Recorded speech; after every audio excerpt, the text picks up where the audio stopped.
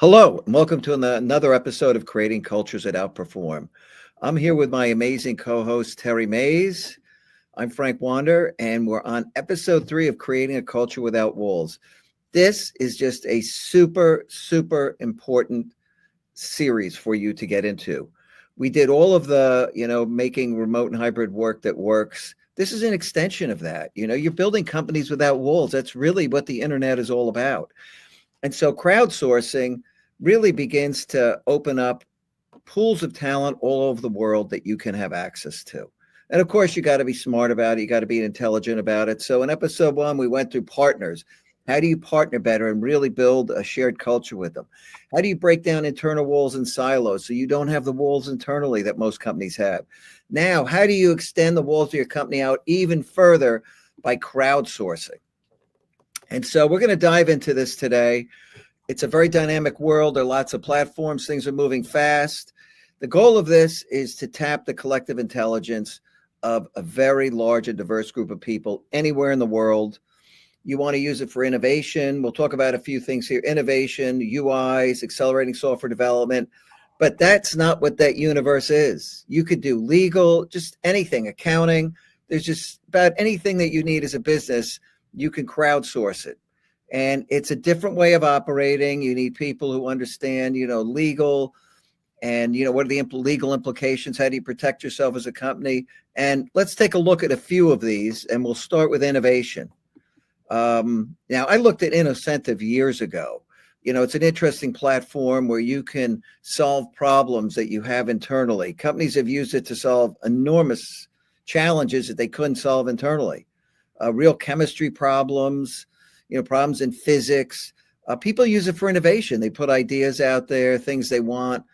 They're trying to innovate something, and they'll create a contest, and people can submit their solutions. And if it's a real math problem or a physics problem, people submit the answer, and they get paid. $25,000. If you could solve this, we couldn't solve it internally, and that has been used heavily by companies. I think most companies ignore it, quite frankly, but it's out there. HeroX, IdeaScale, these are other platforms that you can use, and you can implement. I think HeroX you can implement internally and source ideas anywhere in the company. But what do you think about this, Tara? This whole concept of gamification is kind of infiltrating every aspect of life. Mm-hmm. You have this opportunity, even, with the avatars, having your own little avatar that you can create, but getting badges and rewards, all of this kind of gamification is really infiltrating the workplace in a way that I think is actually kind of cool. So being able to tap into these sourcing platforms for resources that are literally all over the world, you no longer have to just focus on location when you're doing your hiring. You can actually focus on the skill sets that you need. So going to find those people that can really solve the problems that you have, regardless of where they are. I think this is just a phenomenal concept to be able to expand your workforce with very little extra effort, right? So you go out to these platforms, you design, the contest or whatever you need them, you put the problem out there that you need them to solve, and then they just kind of take it from there, and people that are really interested and excited about this type of work will dig in and solve the problem for you. And I think this is just an amazing way to do work.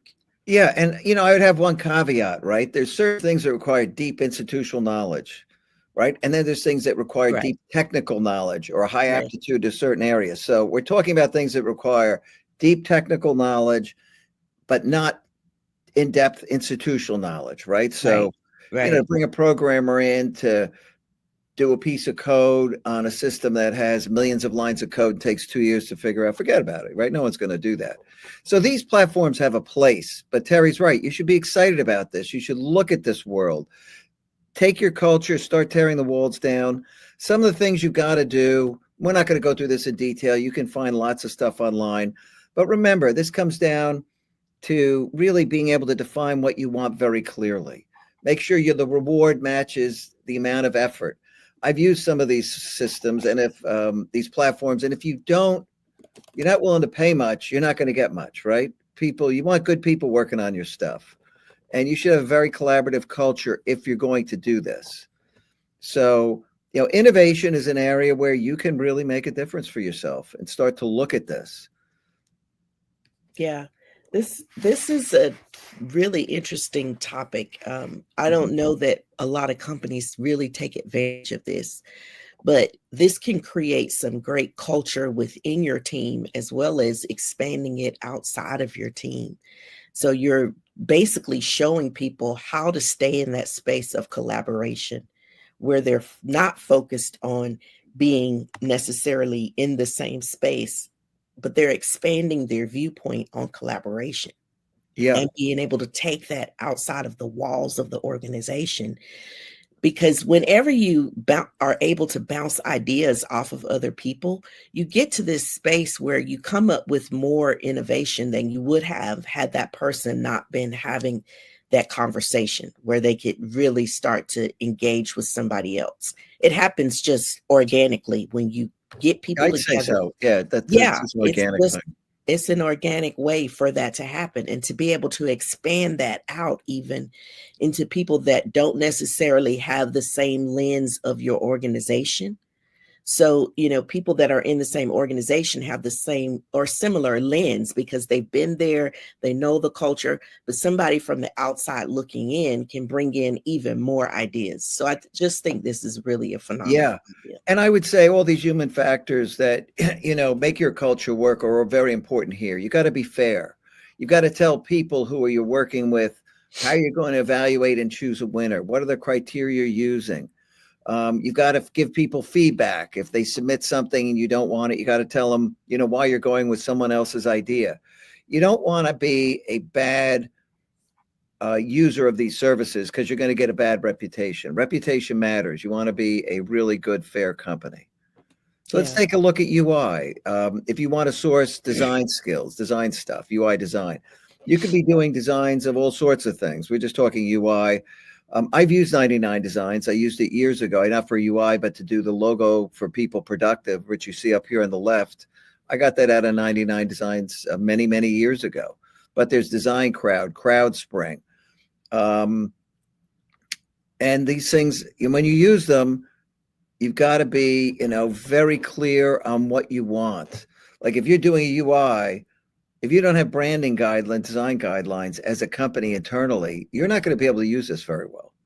You've got to be a well-run company with all of those good practices, and then you can start to engage other creative people who come up with ideas.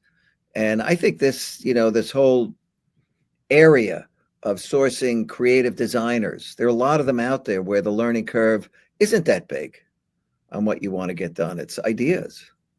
Yeah. Yeah, this is also a great way to bring in some people that you can use when you need to, but you don't necessarily have to add them to your staff. So this is a great way for staff augmentation to bring in people that can start to get used to and knowledgeable about your brand and what you like and what you don't like. And they can work on these smaller projects that, you just need somebody for 3 weeks or 4 weeks, and they work on this thing, or, they just tell you how long it's going to take and they're working on that project for whatever time it takes, but they start to get familiar with you and with your brand. This is a great way to bring in that extra support and help that you'll need. Yeah, And you it's want to huge. be fair with these people. I Gotta echo be. what Frank was saying about being fair and making sure that things are clear. When people get competitive, it can start to get really kind of dicey because people are competitive and they want to win. And so when they don't win, you want to make sure that it's clear why they didn't win. Yeah. And, when you're going to run a contest, make the rules very clear. Yeah. Like Tara says. So UI, this is a great area where you can actually get some really good creative design people out there. These platforms have lots of people on them. The freelance economy took off when the internet started back in 2000. There was a site that came up immediately, elance.com. I remember looking at that back then. I was working at Prudential. We were seeing if we could source people. This has been around a long time. These things have evolved. They're legitimate. You should absolutely be looking at them if you haven't.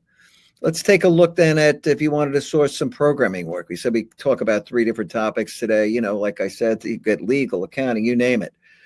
So So anyway, many other Top Coder, topics. We're Upwork, just, Mechanical Turk, which is Amazon. I mean, yeah, these are sites that people use. Upwork, I've used personally. I've sourced people from Upwork. Upwork has 18 million freelancers on it, which is huge, covering enormous number of different things. yeah. We're just scratching the surface And so this on what you is, can do here. It really is. There's so many yeah, opportunities out here. We're just kind of scratching the surface to tell you about it. But yeah, yeah. go out there and look. It's really pretty interesting to me. I think it's pretty amazing. And if you're going to do coding a lot of stuff, you want to break it down into smaller pieces so that you can get this piece done here. You want to make sure it's pretty clear what your QA process is going to be. How are you going to test this stuff? What are the test conditions that have to be met? They should be given to the person who's doing the programming. And now AI is changing this because people are using AI to do programming. But look, this is a tool. So we're not saying you should do all this. Do what makes sense for you. We're talking about building a culture without walls. You can find lots of different places to break walls down in your company to access worldwide talent. And that's what this is really all about. Coding competitions are really good ideas. Once again, you got the intellectual property, licensing. You got to make sure you own the code. You have all right title interest worldwide to any code you get. These are obviously legal things that you got to take care of. But this is an exciting area. I think everybody should use it. I've been using this for probably since 2012. First time I went in. We looked at InnoCentive back in probably 2008. I remember we were thinking about it. But yeah, there's a lot of stuff you could do here. And, it can go wrong. And here is Gemini's thoughts on crowdsourcing gone wrong. It's funny when you use these things, they always have everybody fighting and screaming, right? Yeah. Yeah. It is hilarious how Gemini is creating these images and you're just like, why? Yeah. Why is this your thought, Gemini? But yeah, this is, I think it's pretty typical though of what could happen when you start to tap into all these different organizations for freelancers. It can go wrong. So I think what the picture is really trying to tell us is be careful, set some real good guidelines. And we've talked about this already, about just being very clear about what you want, what you will accept and won't accept, what looks like good to you, like clearly define that. So it's not a subjective thing where, you're thinking one thing, but the other person is thinking something else. Yeah. Make sure that it's very clear how to win the contest if there's a contest involved. Yeah. Make sure that people understand, like Frank said earlier, give them some feedback. If they did something that it wasn't quite what you wanted, give them some feedback to just let them know, hey, if this is kind of what I had in mind, you gave me this, but here's how you can bridge that gap. Like, just make sure that you're open and communicating with people. You want to be honest. You don't want to, change the rules and make things harder for people because you're trying to get a particular person to win. Like, just keep it honest. And be honest. Yeah, you're going to get a bad reputation if you're not. Yeah. As a vendor, you're going to get rated by the people who work with you. And, you'll end up with a bad rating.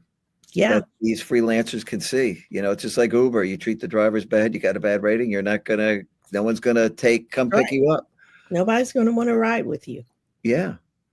And so, look, we're here every Wednesday at 3:00. We have another show. We have the 4th episode of this coming up next week. It's going to be about business ecosystems.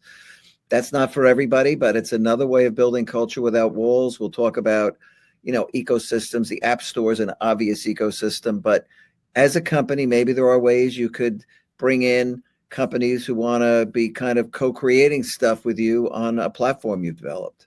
Maybe you're going out and expanding into a market. So I think that's going to be a really good show. We hope you could join us, and thanks for joining us today. Take care. Yes.